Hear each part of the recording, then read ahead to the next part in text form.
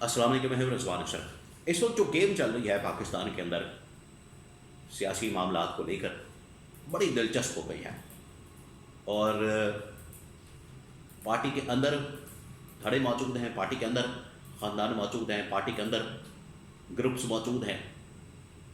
एक तो with in party internally सियासत हो रही है, जैसा कि नून लीग है।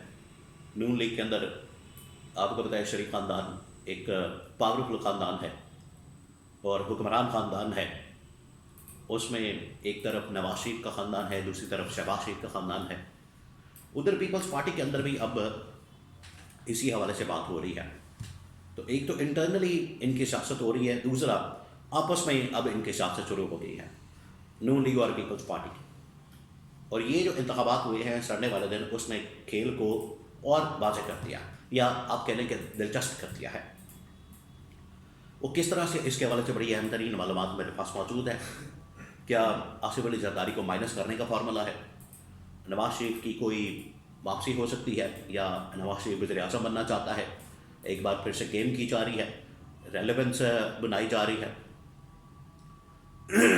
इसमें इमरान खान की वापसी कैसे हो सकती है, और इसमें अब इस्टेब्लिशमेंट क्या करेगी, गवर्नमेंट क्या करेगी, बहुत सारी चीज़ें हो रही हैं। तो दो तीन खबरें हैं इस हवाले से, दो तीन बड़ी डेवलपमेंट्स हैं, वो आपके साथ में शेयर करता हूँ।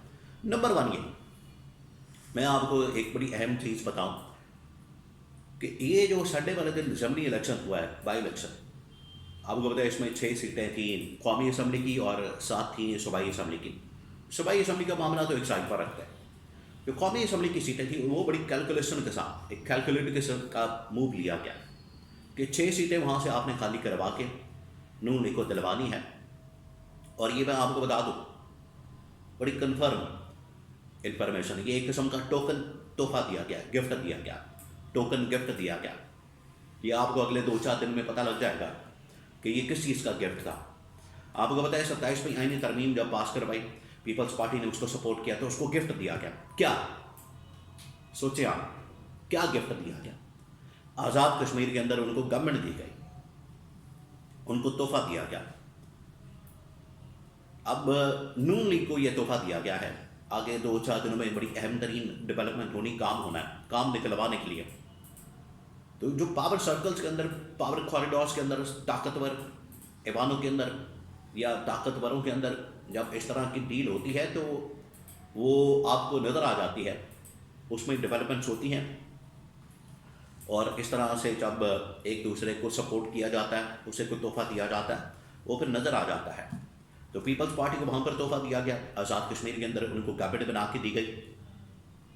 नून लीग मुकम्मल माइनस। इधर अब नून लीग को सिंपल मेजॉरिटी दिलवा दी गई है, बड़ी कैलकुलेशन करके। और कैलकुलेशन ये की गई है कि नून लीग को कौमी असम्बली के अंदर सिंपल मेजॉरिटी दिलवाई जाए। वैसे तो नवाज शरीफ की ख्वाहिश थी इस मरतबा 2024 के इंतखाबात में अपनी मर्जी के तमाम लोग बैठाने के बाद, अपनी मर्जी के चीफ जस्टिस, अपनी मर्जी के आर्मी चीफ, कि मुझे 2/3 मेजॉरिटी दिलवाई जाए। उन्होंने कहा कि चले 2/3 मेजॉरिटी नहीं तो आप कम अज़ कम सिंपल मेजॉरिटी दिलवा दें, वो भी नहीं मिली। नवाज शरीफ की हालत ही हो गई कि 2/3 मेजॉरिटी, सिंपल मेजॉरिटी क्या, उनकी जो अपनी सीट है वो भी फारिग हो गई। तो नवाज शरीफ के ख्वाब तो चकनाचूर हो गए। लेकिन अब ये जो संडे वाले दिन इलेक्शन हुआ है, उसके बाद बड़ी कैलकुलेशन करके 6 सीटों में इजाफा करके नून लीग को सिंपल मेजॉरिटी दिलवा दी गई है, जिसमें MKM, जिसमें काफ लीग, जिसमें IPP, ये अगर शामिल हो जाए तो पीपल्स पार्टी मुकम्मल तौर पर फारिग हो जाती है।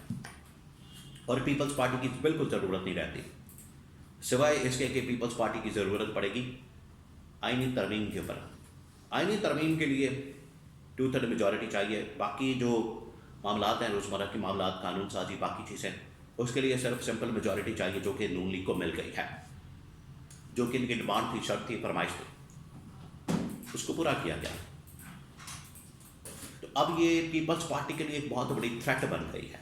ये जो इलेक्शन हुआ है, फॉर्मूला तो कुछ और बना था कि बराबर की डिवीज़न होगी, बराबर डिवाइड किया जाएगा सीटों को, लेकिन नून लीग ने भी बीच में धोखा दिया और पीपल्स पार्टी को फारिग कर दिया और 6 सीटें 13 इलेक्शन हुए, 12 नून लीग ने जीते और एक सिर्फ पीपल्स पार्टी को सीट मिली।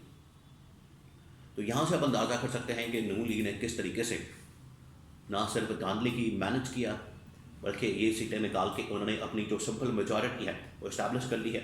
और इससे अब पीपल्स पार्टी को पैगाम दे दिया गया है कि वो बिल्कुल माइनस हो गए हैं, उनकी ज़रूरत नहीं रही। तो यहाँ से असल गेम शुरू हुई है, यहाँ से अब दिलचस्प मामला शुरू हुआ है। पीपल्स पार्टी को अब जान के लाले पड़ गए हैं। ना सिर्फ उनकी हुकूमत, इत्तेहादी हुकूमत और इत्तेहाद के अंदर रहना, इत्तेहादी गवर्नमेंट के साथ रहना वो ख़तरे में पड़ गया है, बल्कि किसी वक्त भी आसिफ अली जरदारी को भी ऐवान सदर से निकाला जा सकता है, ये भी हो सकता है। तो नून लीग एक बड़ी इंडिपेंडेंट पोजीशन के अंदर आ गई है। ये 2-4 छोटी मोटी जमातों के साथ मिलके MK वगैरह बड़ी आसानी के साथ अब वो कोई भी कानून साजी कर सकती है और कोई भी मामला बड़ी आसानी के साथ हैंडल कर सकती है। ये तो नून लीग ने गेम खेली सियासत की पिछले 1-1.5 साल, जो उसने सारी मैनेजमेंट की है, उसका आज रिजल्ट निकला है। अब इसके बदले में ये जो नून लीग को 2/3 मेजॉरिटी, ये सिंपल मेजॉरिटी दिलवाई गई है, ये एक तोहफा दिया गया है, टोकन गिफ्ट है। ये 2-4 दिनों में आपको पता लग जाएगा कि नून लीग की तरफ से अब शुक्रिया अदा किया जाएगा और वो डेवलपमेंट भी आपको नज़र आएगी और वो बाकायदा तौर पर एक बहुत बड़ी डेवलपमेंट होगी, जिससे पाकिस्तान का नक्शा बिल्कुल बदल जाएगा, बिल्कुल तब्दील हो जाएगा। अब नून लीग जो सिंपल मेजॉरिटी चाहती थी वो आ गई है इक़्तिदार के अंदर, पावर के अंदर। शहबाज शरीफ को सिंपल मेजॉरिटी मिल गई है, लेकिन सवाल ये है कि सिंपल मेजॉरिटी मिलने के बाद क्या ये सरवाइव फिर भी कर सकेंगे? क्या ये फिर भी इसी तरह से हुकूमत चला सकेंगे? अगर पीपल्स पार्टी PTI के साथ मिल गई, उनके साथ कोई इत्तेहाद करके तहरीक चलाने की बात कर दी, मौलाना के साथ मिलकर कोई तहरीक चलाने की बात कर दी, तो क्या नून लीग उसको सरवाइव कर पाएगी, उसका मुकाबला कर पाएगी? ये है अहम तरीन सवाल। और फिर उसके बाद सिंपल मेजॉरिटी मिलने के बाद अगर इस्टेब्लिशमेंट को भी एक्सटेंशन मिल जाती है और वहाँ पर जनरल आसिम को नोटिफिकेशन मिल जाता है और वो भी CDF बन जाते हैं 5 साल के लिए, तो क्या ये फिर 5 साल निकाल सकेंगे, अपनी टर्म और टेन्योर पूरा कर सकेंगे? ये वो सवाल जिससे आपको अंदाज़ा होना चाहिए कि ये सब कुछ होने के बावजूद कोई भी पाकिस्तान के अंदर इतना ताकतवर नहीं हो सकता कि अपनी टर्म को पूरा कर सके।